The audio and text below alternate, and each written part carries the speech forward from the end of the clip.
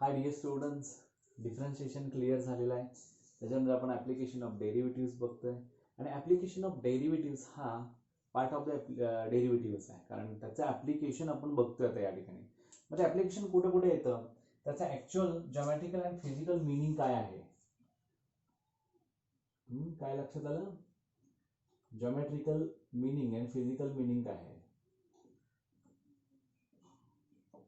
कोणकोणते पॉइंट्स याच्या अंडर येतात ते सांगतो मी. Geometrical and physical meaning of derivative. दुसरा असतो तो रेट मेजर, करेक्ट. तिसरा येतो त्याच्यामध्ये अप्रॉक्सिमेशन, म्हणजे we have to find out the approximate values of the given. जसं की √64 यू नो दॅट, लगेचच तुम्ही सांगू शकता 8, पण √63 काढायचं असेल तर काय, थोडे कॉम्प्लिकेशन्स येतात. मग ते सहजगत्या कसं करण्यासाठी आपल्याला अप्रॉक्सिमेट व्हॅल्यूज फाइंड आउट करण्यासाठी त्याचा फॉर्म्युला आहे बाय युजिंग डेरिव्हेटिव्स. त्याच्यानंतर आहे रोल्स थेरम आहे, लॅग्रेंजेस मीन व्हॅल्यू थेरम आहे. अशा पद्धतीचे दोन, ज्याच्यामध्ये डेरिव्हेटिव्हचा काय उपयोग होतो, कशा पद्धतीने आपल्याला ते फाइंड आउट करायचे आहे, म्हणजे रोल्स थेरम आणि लॅग्रेंजेस मीन व्हॅल्यू थेरम. पाचवा आहे तो म्हणजे increasing and decreasing function. Increasing and decreasing functions म्हणजे इन्क्रीजिंग कधी होतो, डिक्रीजिंग कधी होतो, f' काढावा लागतो, मग तो लेस दॅन आहे, ग्रेटर दॅन आहे, व्हॉट एव्हर, म्हणजे त्या पद्धतीनं मी एक एक एक्सप्लेन करेन. त्याच्यानंतर सहावा पार्ट आहे तो Maxima and minima.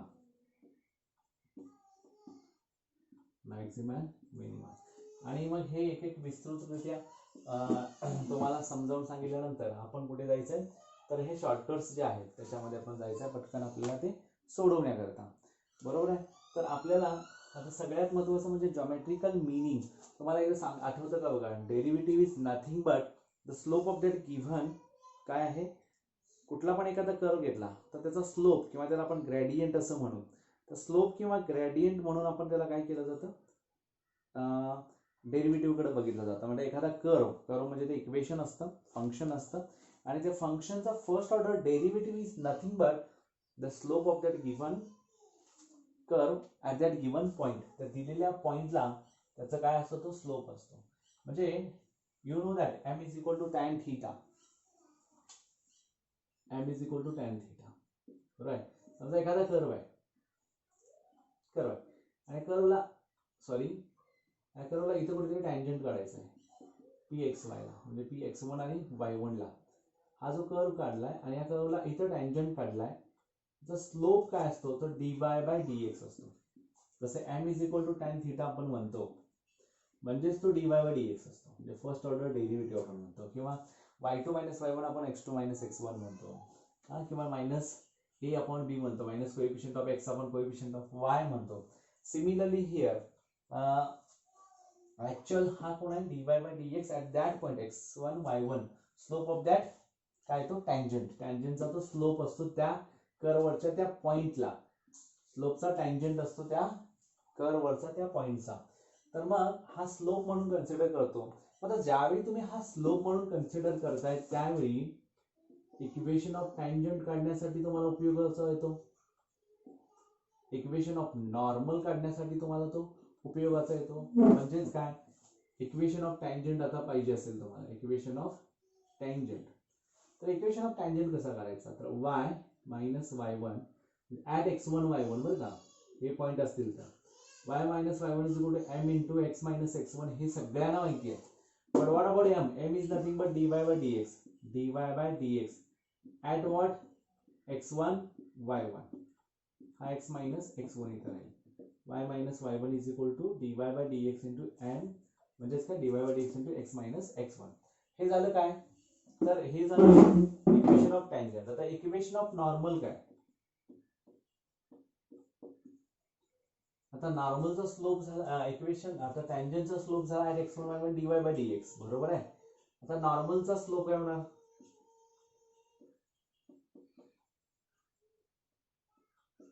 -1 dy/dx at x1 y1. Therefore the equation of normal is equal to y minus y1 is equal to minus 1 upon dy by dx at x1 y1 into x minus x1. This is your equation of normal.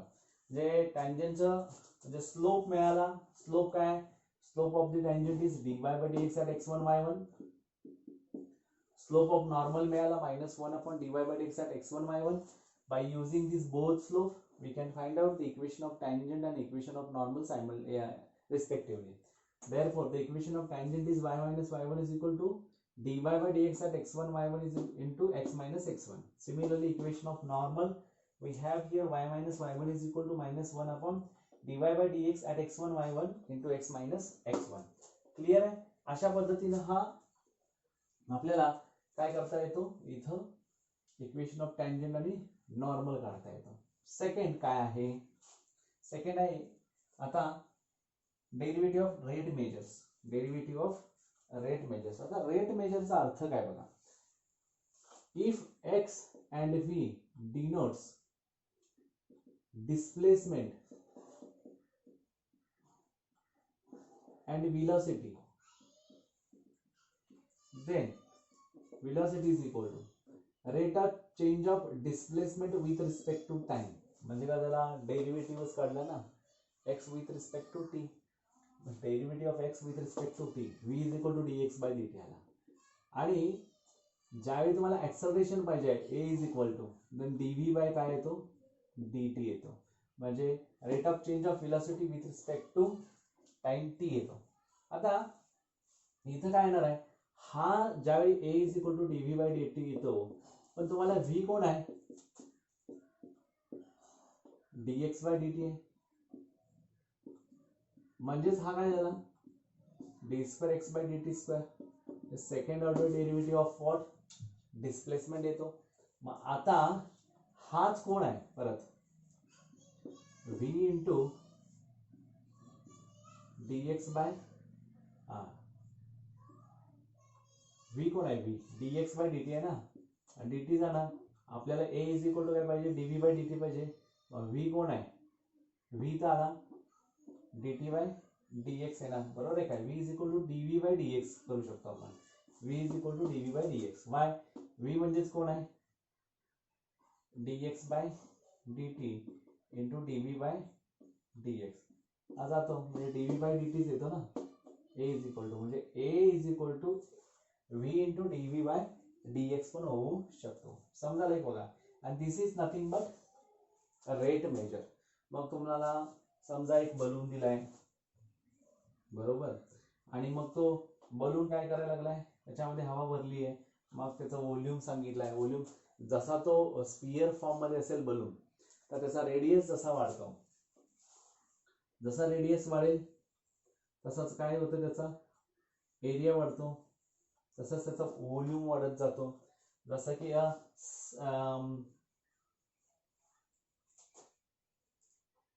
Stone is drop into a pond, ऐका असा. तर काय होतं, असं टाकला की त्याचे circular काय तयार होतात, वेव्स फॉर्म होतात किंवा रिपल्स फॉर्म होतात. आणि ते पण काय होतं, रेडियस जशी वाढेल तसं त्या टाइमला त्याचा काय वाढत जातो, respect to that time the radius will be changes simultaneously. Radius बरोबर काय काय चेंज होतं, सर्कम्फरन्स चेंज होतो, एरिया चेंज होतो, बरोबर आहे. तर या गोष्टी ज्या आहेत, या गोष्टी सगळ्या रेट मेजर्स मध्ये येतात, बरोबर. त्याच्यानंतर आपण अप्रॉक्सिमेशन कडे जाऊया.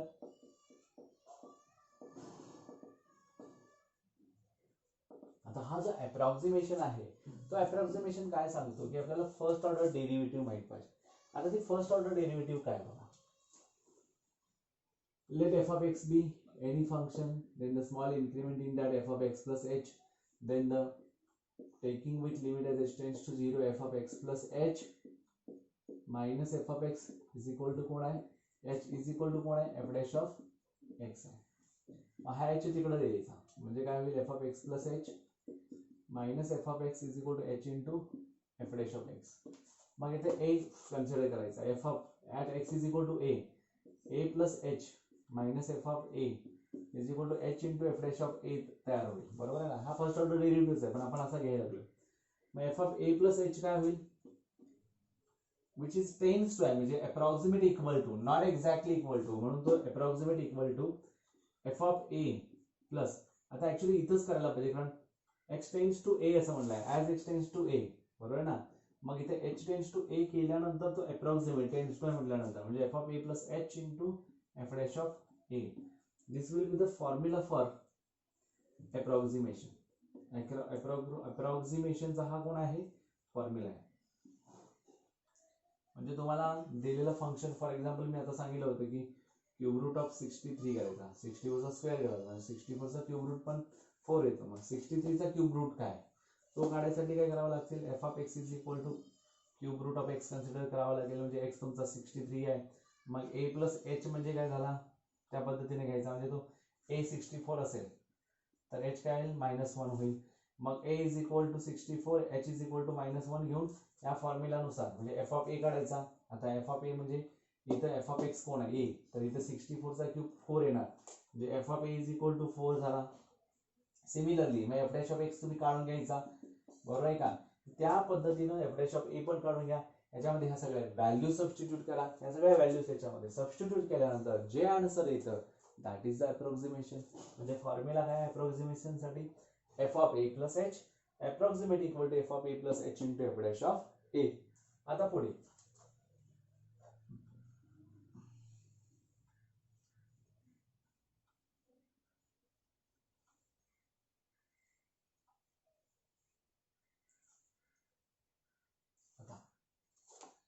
आता पार्ट येतो तो रोल्स थेरमचा.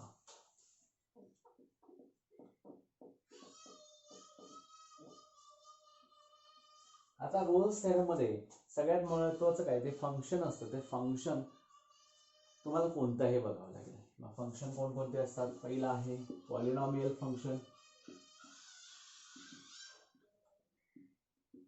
सेकंड आहे तुमचा अल्जेब्राइक फंक्शन, तिसरा आहे ट्रिग्नोमेट्रिक फंक्शन, चौथा आहे एक्सपोनेन्शियल फंक्शन, पाचवा आहे लॉगॅरिथमिक फंक्शन, सहावा आहे मॉड्युलस फंक्शन, सातवा आहे कॉन्स्टंट फंक्शन. हे सगळेच्या सगळे functions other than greater integers आणि स्टेप फंक्शन वगैरे, तर हे सोडून हे सगळेच्या सगळे फंक्शन्स काय आहेत, कंटिन्युअस आहेत. बरोबर आहे. हे जर कंटिन्युअस असतील तर लक्षात घ्या every differentiable function is continuous, but every continuous function is need not be differentiable. मग तुम्हाला इथं ते सॅटिस्फाय म्हणजे हे थेरम सॅटिस्फाय आणि तुम्हाला व्हेरीफाय करावं लागतं. सॅटिस्फाय करण्यासाठी त्याच्या कंडिशन्स आहेत, व्हेरीफाय करण्यासाठीच्या त्याची कंडिशन आहे. आता सॅटिस्फाय कसं होतं बघा, सॅटिस्फाय केव्हा होतो, रोल्स थेरम सॅटिस्फाय केव्हा होतो, तर तीन गोष्टी ऑन इट्स डोमेन. बरं काय, हे सगळे त्याच्या त्याच्या डोमेन नुसार हे काय असतात, कंटिन्युअस असतात. लक्षात आलं. त्याच्या त्याच्या इंटरवल त्याच्या त्याच्या ह्याच्यानुसार डोमेन नुसार ते कंटिन्युअस असतात. तर रोल्स थेरम काय सांगतो, first the given function must be continuous. f of x is continuous on its domain, हा असा क्लोज इंटरवल a b असा आपण म्हणू. Second, f of x is derivable at its domain a b. and third, f of a is equal to f of b पाहिजे, f of a is equal to f of b पाहिजे. then and then the Rolle's theorem will be satisfy किंवा holds, it holds the Rolle's theorem. आणि सगळ्यात महत्त्वाचं आहे की तो satisfy करायचा असेल तर there exists c belongs to ab, there exists at least one point of c, at least. तर there exists म्हटलं तर at leastच येतो, म्हणजे कुठला तरी एखादा पॉइंट त्याच्यावरचा c of x in the interval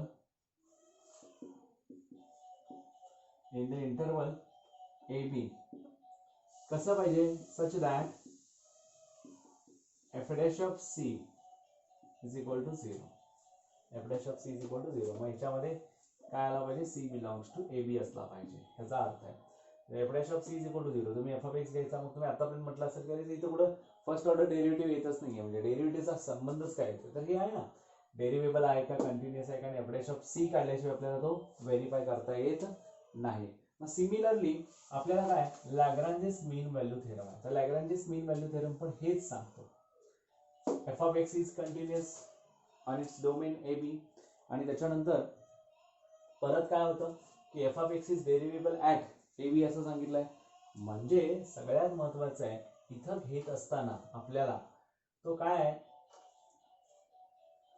इथंच, म्हणजे सी जो आहे at least c of x in the interval a b such that.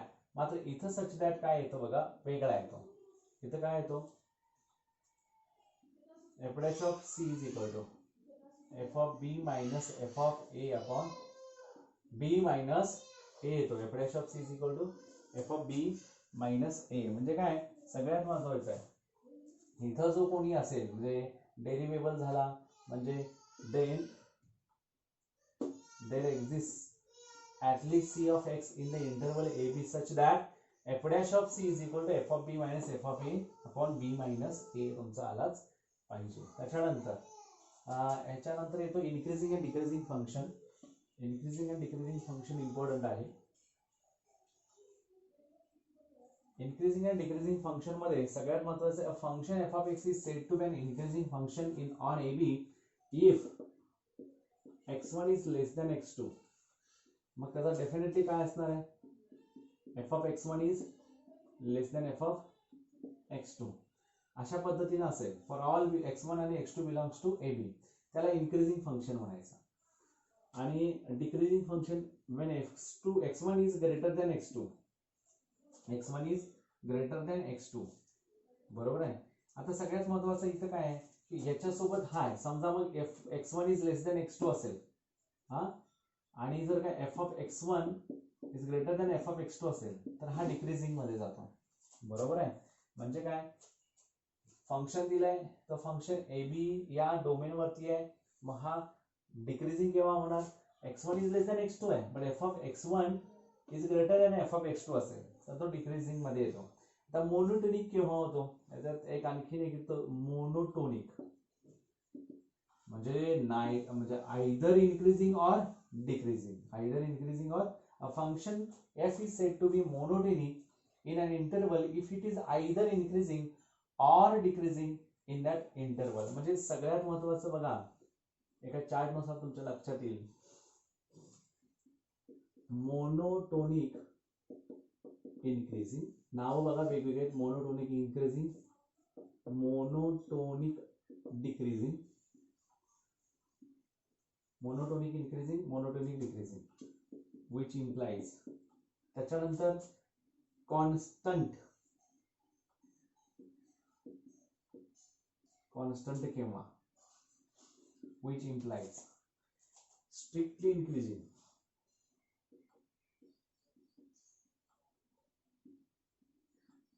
आणि strictly decreasing.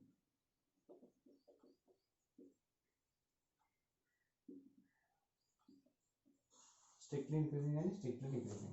आता स्ट्रिक्टली डिक्रीजिंग, आता सगळ्यात महत्त्वाचं काय मोनोटोनिक इन्क्रीजिंगचा अर्थ काय बघा. इन्क्रीजिंग म्हणजे F dash of x is greater than 0 असतो, पण ग्रेटर दॅन 0 इक्वल टू 0 जर आला तर तो मोनोटोनिक इन्क्रीजिंग मध्ये जातो. पण इक्वल टू आला तर सांगता येत नाही तो इन्क्रीजिंग का डिक्रीजिंग, कारण बोथ असू शकतो. मोनोटोनिक डिक्रीजिंग काय F dash of x is डिक्रीजिंगचा लेस आहे, मग इथे इज इक्वल टू आला की तो मोनोटोनिक मध्ये जातो, इक्वल टू आला की मोनोटोनिक.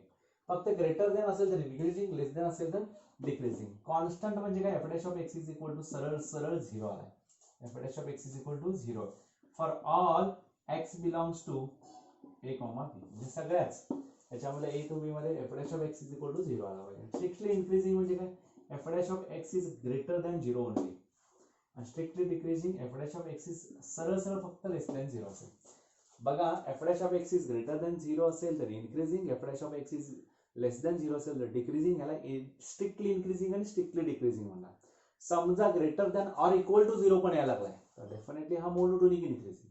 आणि f dash of x is less than or equal to 0 आलाय तर मोनोटोनिक डिक्रीजिंग. आणि f dash of x is equal to 0 आलाय तर डेफिनेटली हा काय कॉन्स्टंट आहे. लक्षात आलं, इन्क्रीजिंग किंवा डिक्रीजिंग नाही आहे, सरळ ग्राफ. आता जो कोरोना आहे त्याचा ग्राफ काय आहे, क्लिअरली काय आहे, इन्क्रीजिंग आहे, म्हणजे स्ट्रिक्टली इन्क्रीजिंग आहे. अजून तो मोनोटोनिक नाही आहे किंवा स्टडी म्हणतो आपण त्याला, नाहीच आहे. तर हा या काळात तुम्ही सगळ्यांनी घरीच राहून निवांत, आता हा संक्रमणाचा काळ आहे तर त्या सगळ्यांनी जपलं पाहिजे. महासुदर्शन काढा वगैरे घ्या थोडं दररोज, सकाळ आणि संध्याकाळ. हे खा सांगतोय कारण संक्रमण आपल्या घराच्या बाजूला पण येऊ शकतो. मी भीती घालत नाहीये, पण आपण बाहेर जायचं नाही, आगाऊपणा करायचा नाहीये. घरी बसून स्टडी करा, चांगला अभ्यास करा, मार्क्स चांगले पडतील, चांगलं कॉलेज मिळेल, नंतर आपण एन्जॉय करू शकतो. आता कुठेही बाहेर जाऊ नका. तर ह्या गोष्टी इथं आहेत, ह्या इन्क्रीजिंग डिक्रीजिंग पर्यंत आलो. त्याच्यानंतर आहे मॅक्झिमा आणि मिनिमा. मॅक्झिमा आणि मिनिमा. आता मॅक्झिमा मिनिमा काय सांगतो, तर maxima function F of x is said to be maximum when x is equal to A. X ची व्हॅल्यू ए आहे if F dash of X किंवा F dash of A is equal to 0 and F dash of A is less than 0 असेल. मॅक्झिमा कधी असते, ज्यावेळी त्या व्हॅल्यूला, म्हणजे तुम्हाला सांगतो मॅक्झिमम मिनिमम करत असताना पहिला एफ डॅश ऑफ एक्स, त्याला एफ ऑफ एक्स असतो, त्याचा एफ डॅश ऑफ एक्स काढायचा विच इज इक्वल टू 0 घेऊन तुम्हाला दोन व्हॅल्यू मिळतात a b. F double dash of x मध्ये तो टाकायचा. F double dash of x मध्ये टाकल्यानंतर समजा f double dash of A is less than 0 आला, it has maximum value. F double dash of a greater than 0 आला, it has minimum value. म्हणजे इथे F dash of A is equal to 0 and F dash of A is less than 0 आला तर it has maximum value. Minimum value किंवा function F of x is said to be minimum at x is equal to a if f dash of a is equal to 0 and काय म्हटलं f double dash of a, म्हणजे f dash of a is equal to 0 and f double dash of a is less than 0, then f double dash of a is greater than 0. f double dash of a is greater than 0 जसं मी इथं सांगितलं.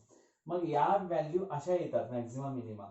पण stationary value केव्हा आहे किंवा त्याला critical value केव्हा म्हणतो, the value of x for which f dash of x is equal to 0 are called f dash of x is equal to 0, f double dash of x is equal to 0. तर तिथे झालं तर काय होतं की सांगता येत नाहीये, म्हणजे क्रिटिकल स्टेशनरी आहे, माहित नाही. एफ डबल डॅश ऑफ 0 आला, काय सांगणार, लेस दॅन 0 पण नाही, ग्रेटर दॅन 0 पण नाही. लेस दॅन असेल तर सांगू शकतो मॅक्झिमम व्हॅल्यू आहे, ग्रेटर दॅन 0 असेल तर त्या पॉइंटला तो काय आहे मिनिमम आहे सांगू शकतो. पण एफ डबल डॅश एक्झॅक्टली 0 आला तर वी कॅनॉट से दॅट की बाबा हा कोण आहे मॅक्झिमम आहे किंवा मिनिमम आहे. तर इथपर्यंत हा पार्ट येतो. आणि मग याच्यातले शॉर्टकट्स बघा. Shortcuts काय, length of intercepts made on axis by the tangent at x1 y1. The length of intercepts made on axis by the tangent at x1 y1. त्याच्यामध्ये x इंटरसेप्ट काय करू शकतो, x1 minus y1 आपण dy by dx at x1 y1. y intercept कसं करणार, y1 minus x1 into dy by dx at x1 y1. If f of x is decreasing, जर का f of x decreasing असेल तर definitely f dash of x is also f of x is increasing, then f dash of x is increasing. If f of x is decreasing, then definitely f dash of x is also decreasing. If f of x and g of x are monotonic on AB, then g of f of x is also monotonic of the same nature. If y is equal to f of x is a continuous function on its least value is m. समजा y हा function आहे f of x हा, आणि तो continuous function असेल and its least value m, त्याची जर का सगळ्यात छोटी व्हॅल्यू एम असेल आणि ग्रेटर व्हॅल्यू कॅपिटल एम असेल, then less value is less than equal to F of x. त्या फंक्शन मध्ये जी व्हॅल्यू टाकू त्याच्यापेक्षा लेस आणि ती ग्रेटर, म्हणजे इन बिटवीन लिस्ट आहे काय असते, ग्रेटेस्ट व्हॅल्यू वरती असते. सॉरी, तर if x plus y is equal to a, then x y is maximum when x is equal to y is equal to a by 2. काय सांगितलं बघा, तर कुठल्या पण व्हॅल्यू द्या इज इक्वल टू ए असतील, देन त्यांचा प्रॉडक्ट हा मॅक्झिमम असतो किंवा जेव्हा x is equal to y असेल आणि तो ए बाय 2 इतका असेल, दोघांची व्हॅल्यू त्या ए बाय 2 इतकी असेल. Of all rectangles of a given perimeter the square has the largest area. The square has the largest area. आता square has the largest area असं सांगितलं. All rectangles of the given perimeter the square has the largest area. कुठले पण rectangles घ्या सगळे, given perimeter दिलेल्या पेरिमीटरला the square, त्याचा square has the largest area. Square हा लार्जेस्ट एरियाचा असतो. A cone of maximum volume, कोन आहे त्याचा maximum volume that can be inscribed in a sphere. Cone आहे तो स्पियर मध्ये इन्स्क्राइब्ड आहे, मग त्याचा मॅक्झिमम व्हॉल्यूम केव्हा येतो, गिवन रेडियस आर. जर रेडियस आर दिला असेल तर त्याची हाईट 4r/3 असते. 4r/3 हाईट विचारली असेल तर. Of all rectangles of A given area, दिलेल्या एरियाचे रेक्टँगल्स दिले, then the square has the least perimeter. त्याची पेरिमीटर काय असते, सगळ्यात कमी असेल तर त्या सगळ्या रेक्टँगलचा एरिया काय असतो, लार्जेस्ट असतो. बरोबर आहे. The height of cylinder of maximum volume inscribed in a sphere of radius r twice r/√3 and the semi vertical angle of a cone with given slant height and maximum volume is tan inverse of √2. आणि the greatest triangle inscribed in a given circle is equilateral. greatest triangle inscribed in a given circle, त्याच्यामध्ये जर तो circle मध्ये inscribed असेल तर त्याचं हे काय असतो, मॅक्झिमम व्हॉल्यूम. तर त्याचा तो सर्कल इक्विलॅटरल ट्रायंगल असतो. तो ट्रायंगल सर्कल मध्ये इन्स्क्राइब्ड असलेला कुठला पण एखादा ट्रायंगल असेल आणि तुम्हाला तो ग्रेटेस्ट ट्रायंगल कुठला इन्स्क्राइब्ड असेल तर तो इक्विलॅटरल ट्रायंगल असतो. एवढं लक्षात घ्या, दुसरा कुठला असू शकत नाही. तर अशा पद्धतीने इथं आपण हा ऍप्लिकेशन ऑफ डेरिव्हेटिव्हचं बेसिक थोडंसं चॅप्टर ॲट अ ग्लान्स बघितलं आपण, काय नेमकं याच्या अंडर आहे आणि या पद्धतीने आपण कसं सॉल्व्ह करू शकतो एक्झाम्पल्स, ते आपण बघितले. तर आता आपल्याला जॉमेट्रिकल आणि फिजिकल मिनिंग मधले एक दोन एक्झाम्पल्स बघता येतात का बघूया. Slope of the tangent to the curves x is equal to the slope of the tangent to the curves x is equal to 3t square plus 1 आणि y is equal to t cube minus 1 at a is equal to 1 विचारला. एक घेऊया आणि आपण नंतरच्या व्हिडिओमध्ये बाकीचे examples बघूया. The slope of the tangent to the curves, slope of the tangent to the curves हा काय येणार आहे, dx/dt 6t dy/dt 3t square. त्यांचा dy/dx काढायचा आहे, 3t square upon 6t at x is equal, a is equal to 1 विचारला आहे. at a is equal to 1 म्हणजे ऍक्च्युअली तो t is equal to 1 पाहिजे, t is equal to 1. 3/6 आला म्हणजे 1/2 आन्सर येईल. तर सगळ्यात सिंपल एक्झाम्पल्स असतात. a is given 0, b is given half, c is given 1 and d is given -2. तर अशा पद्धतीने एक्झाम्पल्स आहेत. आपण नेक्स्ट व्हिडिओमध्ये सगळे एक्झाम्पल्स बघू, क्लासिकल टाईप एक्झाम्पल्स. एकदम लेक्चर्समध्ये आपले हे संपेल. Thank you very much.